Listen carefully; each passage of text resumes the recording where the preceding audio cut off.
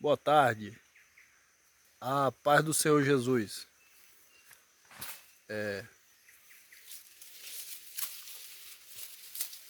Vamos dar uma olhada quem foi aquele ali. Um garapé aqui.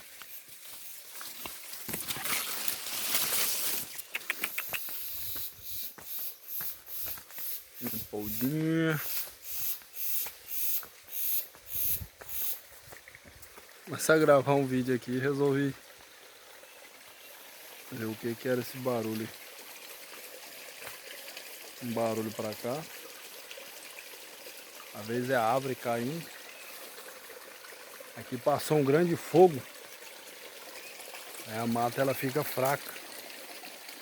Ainda que esteja brocando mesmo, brotando. Tem um córrego passando aqui. Um garapé. É onde eu passo de moto aqui.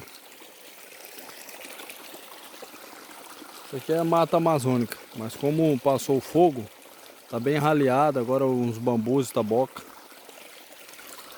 O barulho foi bom de cá, eu acho que foi alguma árvore.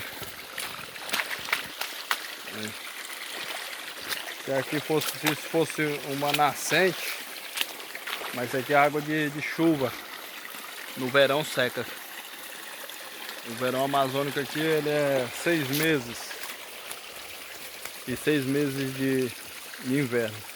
Durante 6 meses tem água, brota da terra, brota de tudo quanto é canto. Daria até de colocar uma roda d'água aqui, ficaria perfeito. Mas como não é de inverno, verão, né? Não dá de pôr uma roda d'água. A não ser se colocar